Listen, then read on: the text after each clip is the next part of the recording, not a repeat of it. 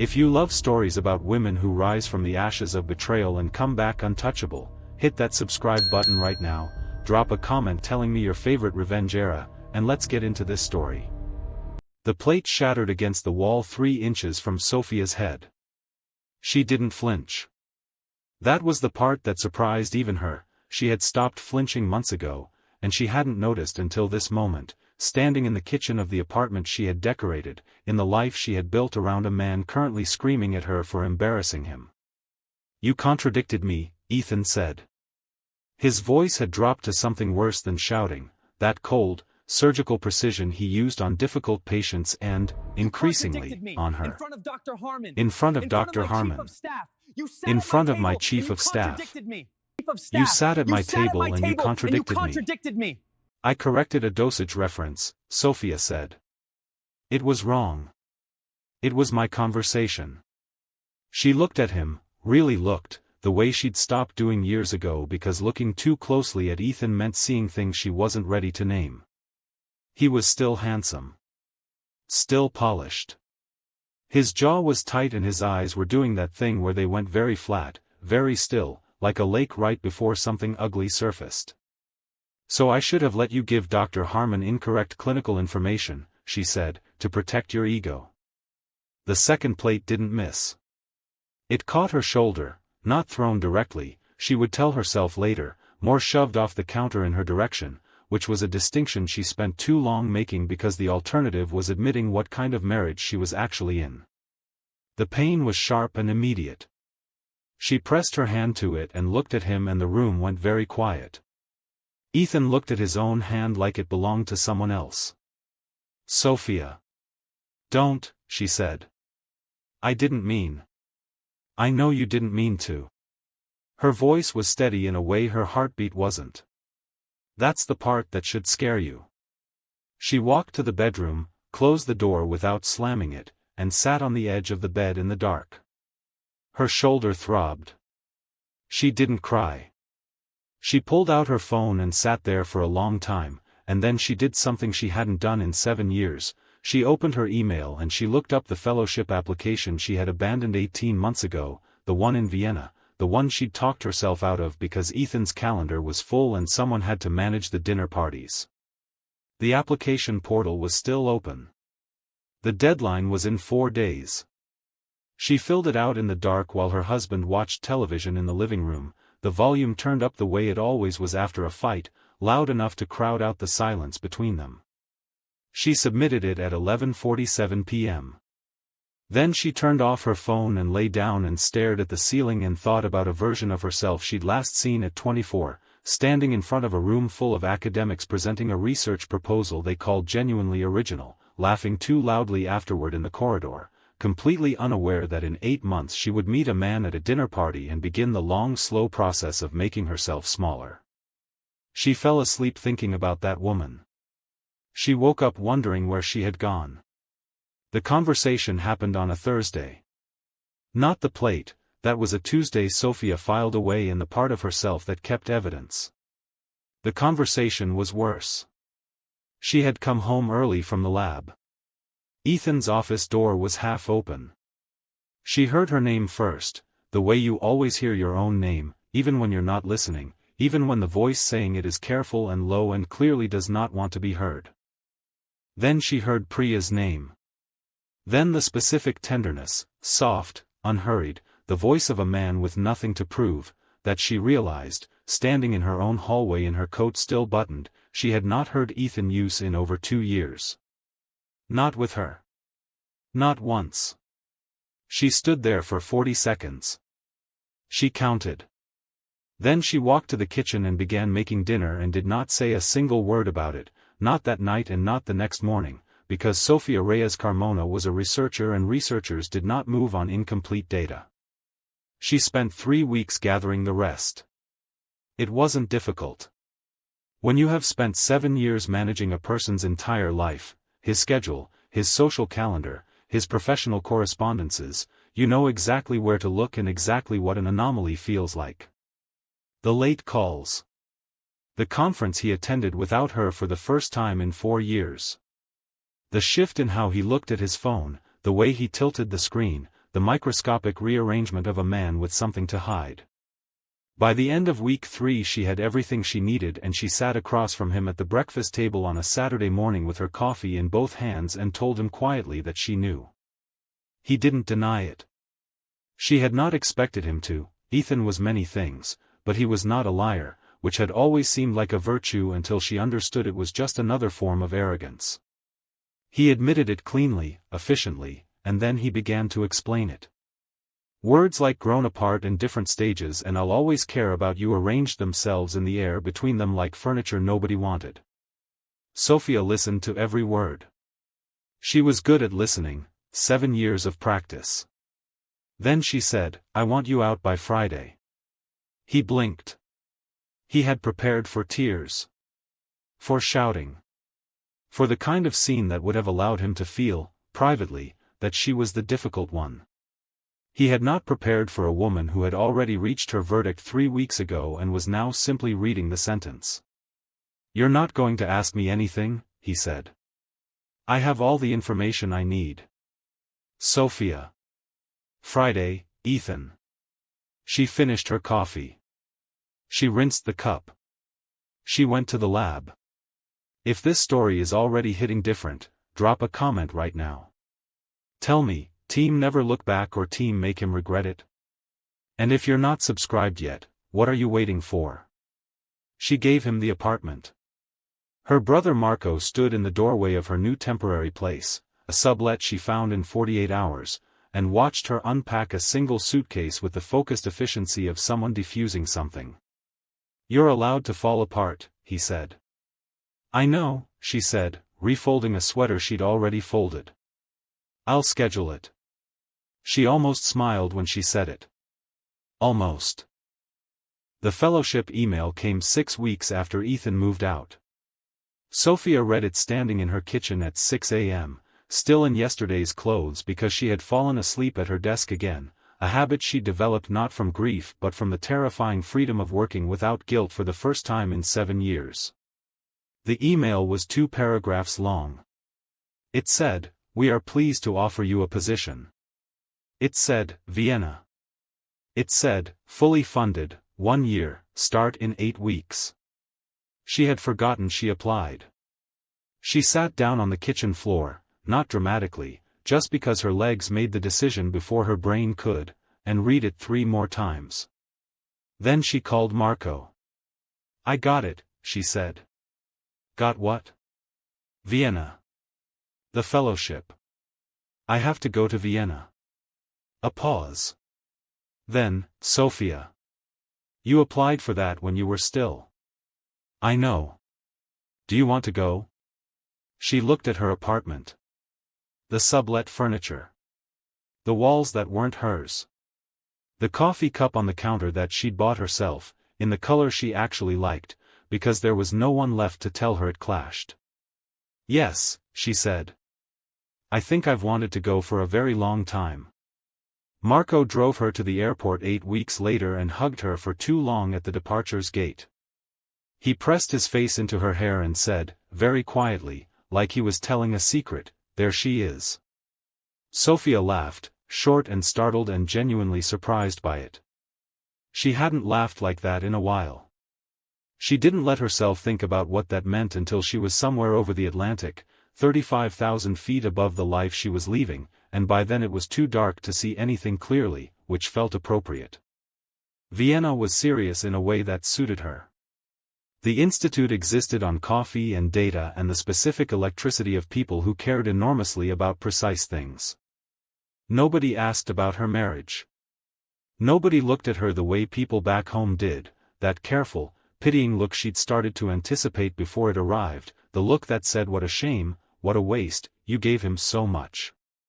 Professor Lena Bachmann was 61 and had the posture of a woman who had never once apologized for taking up space. She ran her lab with the efficiency of someone who understood that time was the only non-renewable resource and she was not interested in wasting it on insecurity. In their first one-on-one meeting, Sofía presented her research proposal.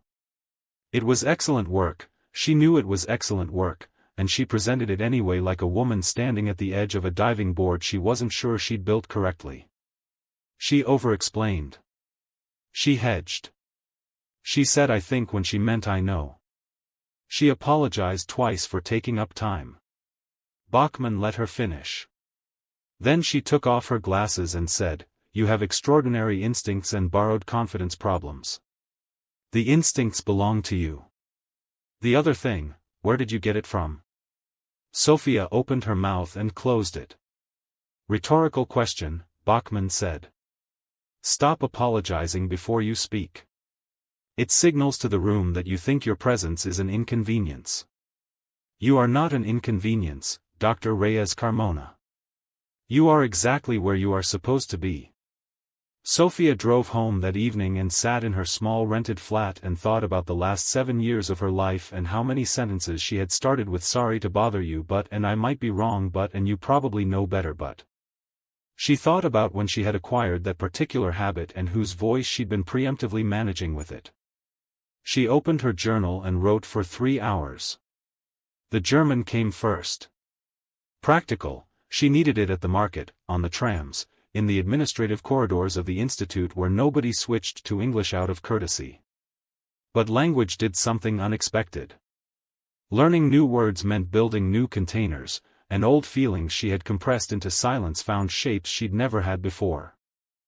Weltschmerz, the ache of the world. She had felt that for years and never had the word. Sehnsucht, a longing for something you cannot name, a reaching toward something just beyond the frame.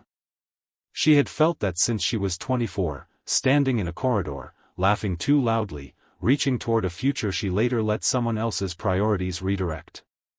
She found a conversation partner, Claudette, a retired French teacher who met her every Thursday in a café near the Opera House and spoke to her in rapid Parisian French without slowing down, which Sofía had requested specifically because she was done asking the world to pace itself for her.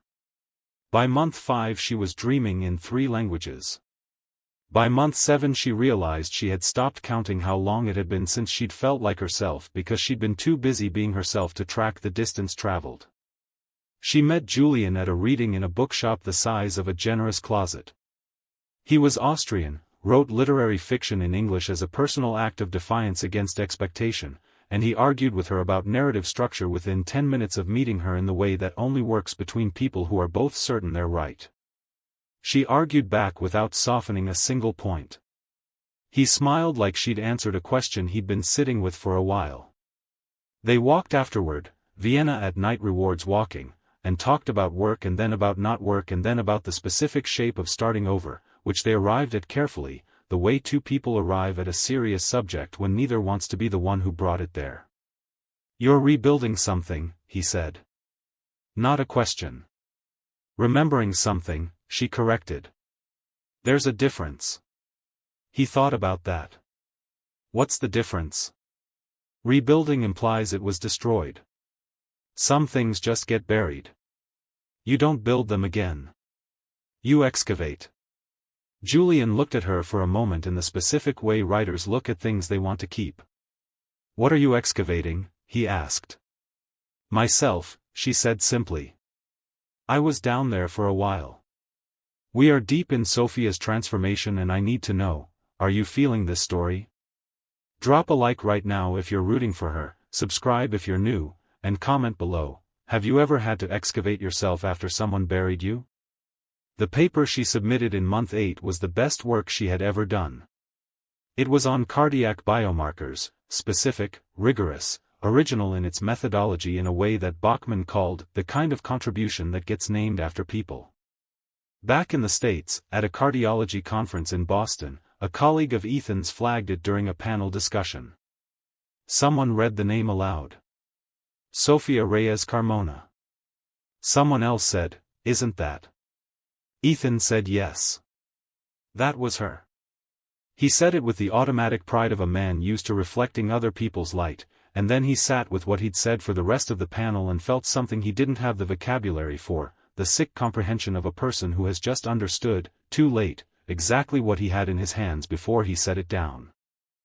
Sofía came home on a Thursday. Marco was waiting at arrivals. He saw her before she saw him, had a few seconds to watch her move through the crowd, this woman with her shoulders back and her bag over one arm and her face arranged in the particular expression of someone completely at ease inside their own skin. She was talking to herself slightly, which meant she was working something out, which meant some part of her brain was already 3 steps into whatever came next. She looked up and found him and her whole face opened. He had forgotten she smiled like that. He had forgotten, somewhere in the 7 years of Ethan's dinners and Ethan's events and Ethan's careful social architecture, that his sister had a smile that made people across rooms turn around. She talked the entire drive. Not about Ethan. Not about the divorce.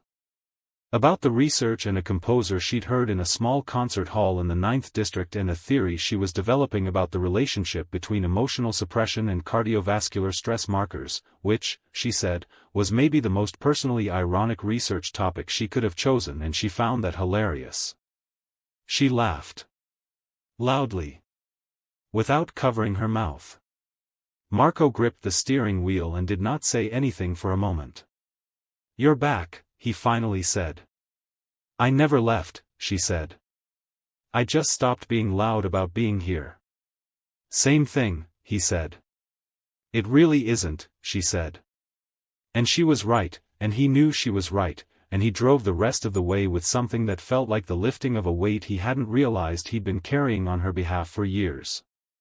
The offer from Meridian General came 2 weeks later.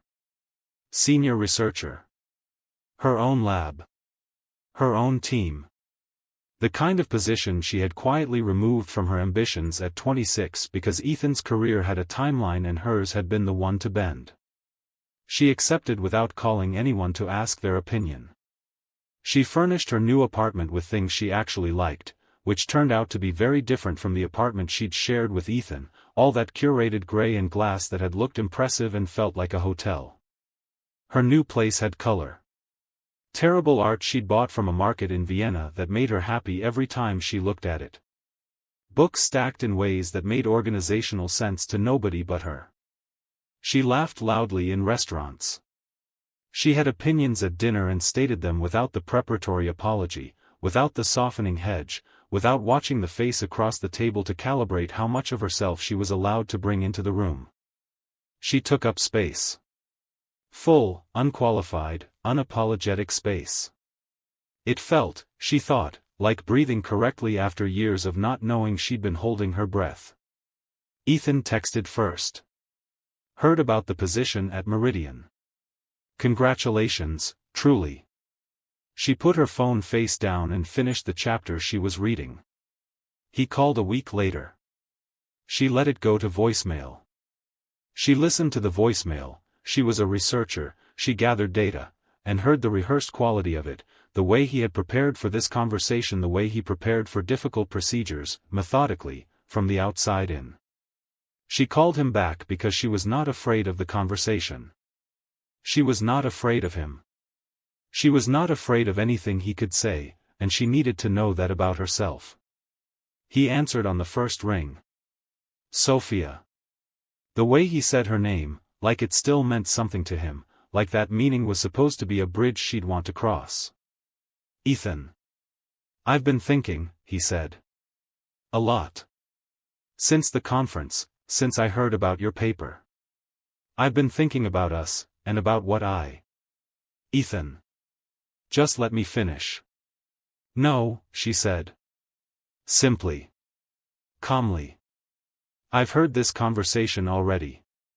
I heard it in every version it could take and I don't need to sit in it again. A pause. You don't know what I was going to say. You were going to tell me about growth. About perspective. About how the time apart showed you what you had. You were going to use the word, us, like it's still a living thing and wait to see if I reached for it. Silence. Was I wrong? She asked. He didn't answer, which was its own kind of answer. I genuinely wish you well, Sofía said. I mean that with no performance in it. I hope you're good. I hope Priya's good. I hope you build something honest with her that you weren't capable of building with me. And I say that without bitterness, Ethan, I say it as a factual assessment of where we both were. Sofía. But there is no version of this call that ends where you're hoping. Because I remember who I was before you.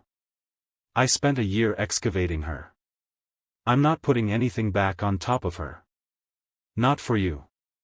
Not for anyone. A long silence. When he spoke again, his voice was smaller than she had ever heard it. I didn't know you were unhappy. I know, she said. That was the problem. She ended the call. Put her phone on the counter. Made tea. Put on music, something she liked, not something appropriate for background noise at a dinner party, and stood at her kitchen window and looked at the city and felt nothing complicated about any of it. No triumph. No grief. Just the clean, specific satisfaction of a woman who has said the true thing and closed the door behind it. Julian came to the States in October for a book tour. They met for dinner at a place she chose, small, loud, full of good food and no pretension, and talked for 4 hours without noticing. He told her about the new book. She told him about the lab. They argued about 3 different things and agreed about one and laughed about all of it. At the end of the night, standing outside on the sidewalk in the cold October air, he looked at her with the particular directness she had come to associate with him and said, "Are you seeing anyone?" "No," she said. "I've been busy." "Busy with what?" "Remembering how to be a person." He smiled. "And how's that going?" She thought about it honestly, the way she now thought about most things, without the reflexive minimizing, without the automatic deflection. "Really well," she said. "Better than I expected." "Good," he said. "I'd like to be around for what comes next." She looked at him. "What do you think comes next?" "I think you're going to do something remarkable," he said. "I've thought that since Vienna. I'd like to be nearby when it happens." She didn't say yes. She didn't say no. She asked him what he was doing tomorrow, and he said nothing, and she said good, and they stood there on the sidewalk in the cold, and something quiet and unrushed and entirely on her terms began between them, in the unhurried way of things that are actually built to last. Late that night Sofía sat at her desk in her office, her own office, her name on the door, her research on the walls, with a paper to finish and a team to brief in the morning and a call with Bachmann at noon about the follow-up study, which was, if anything, even more significant than the first. She passed the mirror on the back of her door. She stopped. She looked. Not checking. Not cataloging. Not doing the reflexive inventory of a woman who has been taught that her reflection is primarily a problem to be managed. Just looking. At the face that had been present for all of it. The face that had stood in a hallway and heard a tender voice that wasn't for her. The face that had filled out a fellowship application in the dark. The face that had cried in Vienna over a sentence that finally told the truth. She recognized it completely. That was new. Or old enough that recognizing it felt like remembering. She smiled at her own reflection. Not because everything was perfect. Not because the story was finished. But because she was fully, unambiguously, loudly present in her own face, and that, she had learned, was not a small thing. That was the whole thing. If this story moved you, if you saw yourself anywhere in Sofía's journey, I want to hear about it. Drop a comment below. Share this with someone who needs to hear it. Like this video so more people find it.